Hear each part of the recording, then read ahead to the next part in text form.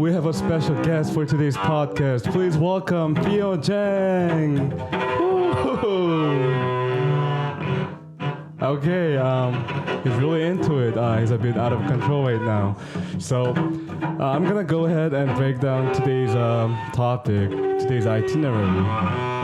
Again, I'm going to talk about music, but for today's podcast, I would like to talk specifically about the film music.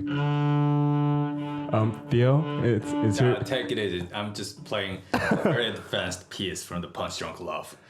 Oh, don't get me wrong, it's not out of tune. It's how it's supposed to be. Okay, alright. Okay, Punch Drunk Love, everybody. And our maestro, Theo, is finally joining us. Thank you so much, Theo, for being here. Ladies and gentlemen, All right. nice to meet you. This is Theo and happy to be here. Today we're going to talk about music, right? Right. So sound is our love language, isn't it? So that's why our ears are super hypersensitive. Right. So whenever I watch movies, I don't just watch. I listen. Mm-hmm. So if the soundtrack speaks to me, it means like the whole film could be about toaster, and I would still call it. 힘들다. So ladies and gentlemen, this is Theo and happy to be here. Today we're going to talk about music. So if the soundtrack speaks to me, the whole thing could be about a toaster, and I would still call it cinema. Exactly, yes. It could be about a toaster and it could still be interesting depending on the music. Yes, exactly. I mean, like I said in my previous episode, I think the power of music is just incredible, right? Mm-hmm. And what I especially like about movies is that it's a comprehensive art, right? Makes sense. I mean, what better tool to convey certain moods or emotion than music, right? And I feel like you mentioned you're playing Punch Drunk Love. Yeah, earlier. I do. And how was it? Yeah, it was okay, how was it, guys? Thank you. It was good. It was really good. It was like those 21st century contemporary music, like John Cage or something. But anyway, yeah, I think Paul Thomas Anderson, who was the director of this movie, Punch Drunk Love, he does a fantastic job choosing music for his films. Mm-hmm. And what I found out was that he consistently worked with this composer named Jonny Greenwood, who composed the music for his most recent film called One Battle After Another, as well as his other masterpieces such as The Master or There Will Be Blood, right? Right. I mean, Theo, what did you think about the music from One Battle After Another? Yeah, the score is breathtaking, and it couldn't be better. Terrific. Right. And, Jonny Greenwood, make a lot of sense. No surprise there. He's a Radiohead guy, right? Right. Yes. Actually, I was surprised to hear that. Mm-hmm. I didn't know that he was a member of the Radiohead until you told me. But anyway, hey, why don't we go ahead and listen to the main theme from One Battle After Another? Yeah, please, yeah. Here we go.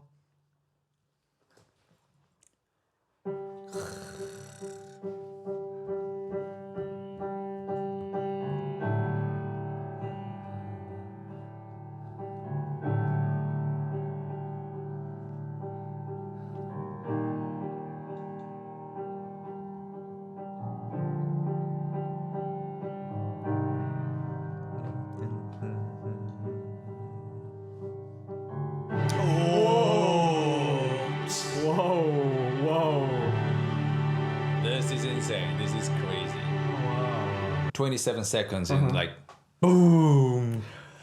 This massive sound comes out of nowhere and completely takes over my soul. Right. It's literally art having a mental breakdown. Right. And you know what? There's a little bit of tiny piano sound in the back and just repeating and over and quietly running the whole scene like some kind of musical puppet master. Right, exactly. I mean, what a music, right? What a music.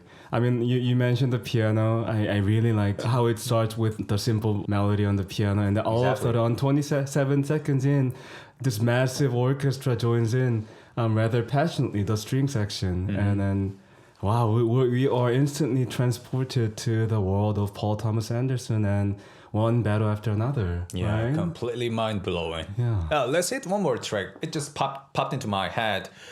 What's my call it? The name is like the French 75. Oh, right, French 75, yes. Yeah, you'll know exactly what it is, 100%. Okay, all right. Oh. No. Sorry, advertisement. At any time.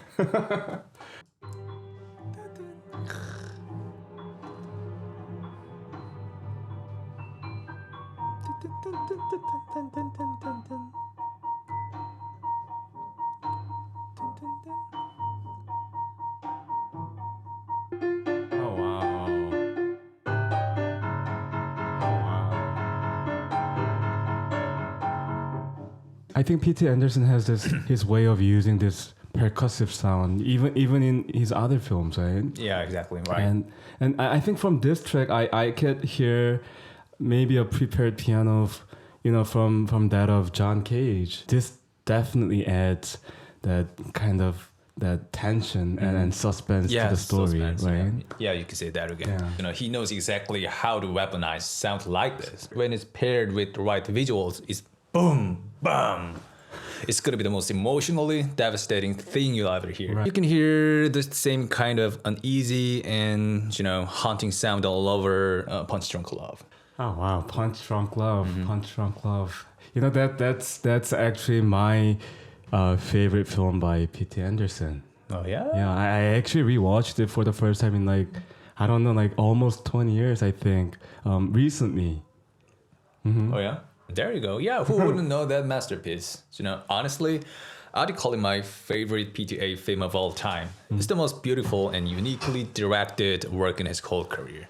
And even if you separate the music from where we're going, I actually own the DVD. oh, there you go. Look at this guy. Oh man, I actually wanted to surprise you with a little birthday gift. Birthday gift. Yes, I know your birthday passed, but Yeah, I happy need cash, birthday, but Theo. yeah, I need cash, but okay.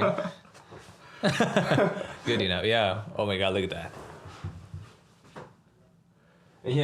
And on top of that, he has tons of, good DVD. Yes, this is my movies and- collection from since I was in high school. Yeah, I've been collecting. I mean, a lot of them are missing now, but yeah, these are my collections, guys. Yeah. Oh my God. And any films you find interesting? Scarface, La Strada, Singing in the Rain. Yes, Gene Kelly, everybody. I'm singing Amazing. in the rain. Bum, bum, bum, bum, bum, bum.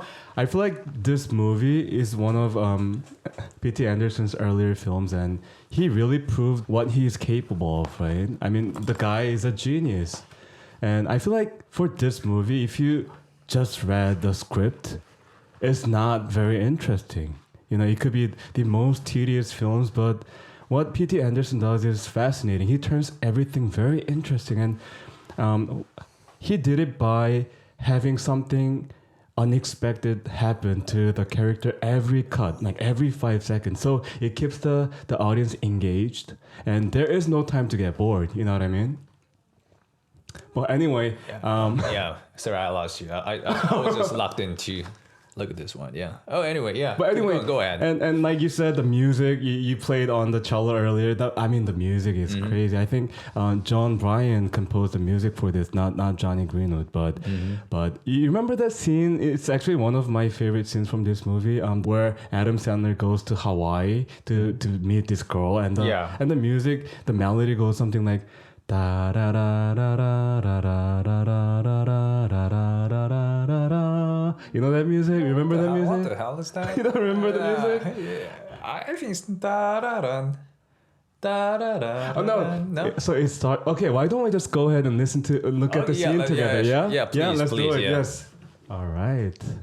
Oh,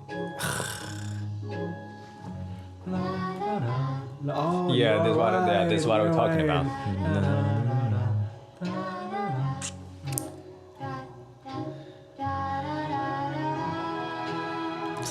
So awkward. Awkward handshake. So awkward. Wow. Boom. Oh wow. I'm all about it. Yeah, exactly.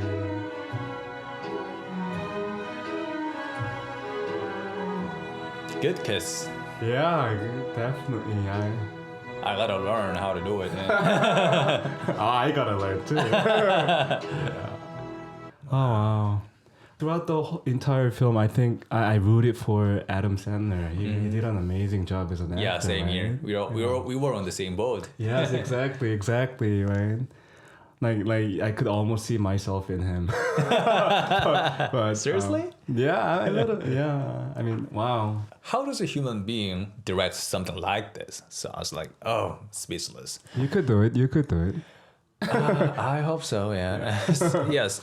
Seriously, I need to work with a director like this at least once before I die. Oh, yes. Yeah, assuming he'd even let me fetch coffee. Yeah, definitely. I just come up one more thing. Do you remember that anxious hovering sounds like you know what I mean? What is that? I don't think so. What is it? This one. All right. Oh, well, this was actually what I was talking about. The Bali, the percussion from Bali music. Oh. Dude.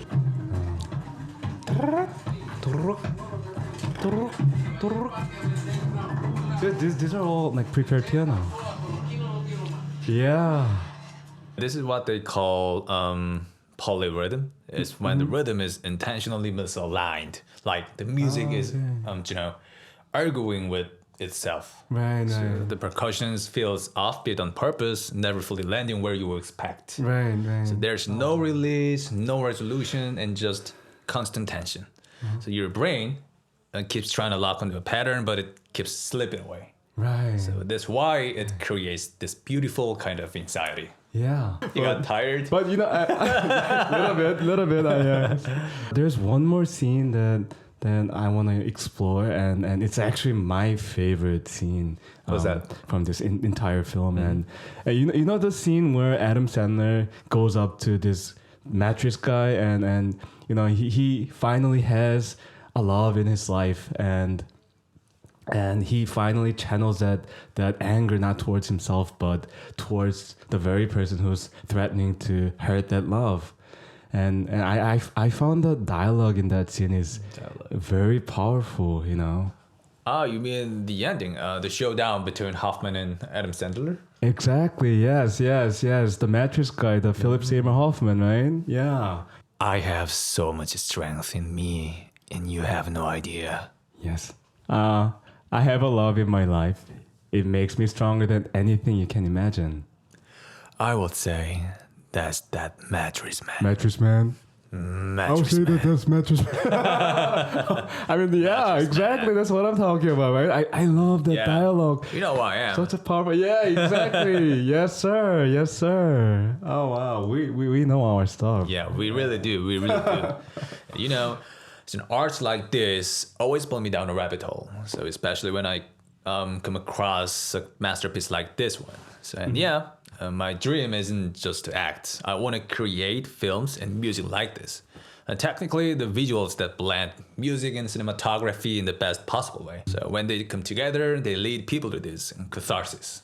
Life is heavy and painful, and sometimes it's hard for people to dream or even imagine something new because of, your reality, your job, family, and the world around you. So we are all kind of stuck, running the same wheel every single day. But art lets people experience the other world. It gives you a way out, and even just for a moment. The thing that I want to really achieve is to build something a kind of boat, Okay. a spaceship. So that I can take the audiences and my lovely fans out of reality for a little while with me, and we can travel somewhere together. Oh wow, that's actually really deep. Wow. I think it's too deep, yeah. Very philosophical. but Profound, yeah. I mean, for me, I feel like life, it doesn't give you anything easily, right? You try so hard. It does, yeah. But I feel like you're always stuck in the same place. I mean, that's how I feel at least, and. And I think that's the very reason I think we need to keep expressing through art. I'm the Salieri from Amadeus, and I'm Tom from Glass Menagerie, and through that, at least for temporary moments, you feel relieved, right? So I think it's very important. Oh wow, it's been almost 40 minutes now. Oh, that's crazy already. It's been 40 minutes. Oh my gosh. wow. I think Yeah, I think we need to wrap it up. 40 minutes. That's Yeah, let's call it a day. Yeah, let's call it a day. Well, Theo, Theo, hello, Theo. Thank you so much for being on my podcast. Okay, there goes our maestro at work. Let me show All you one right, more time. but hey. Anyway, thank you guys so much for tuning in, and I thank you so much. It means a lot to me. Having Theo on my podcast, it really completes my podcast. You know, podcasts are rarely done solo, so I feel like my dream is finally fulfilled. And all right, he's apparently busy at work, so I'm gonna have to wrap it up myself. Everybody, this was your host, Edward Ian Kim, and this was Kali Elephant Music Podcast. And give it up for Theo Jang one last time. Woo! Stay curious. Bye-bye. All right. Yes, sir.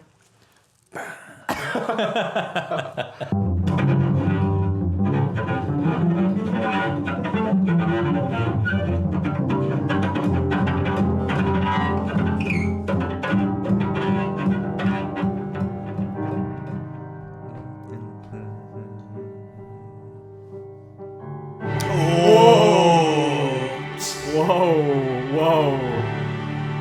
This is insane. This is crazy. Wow.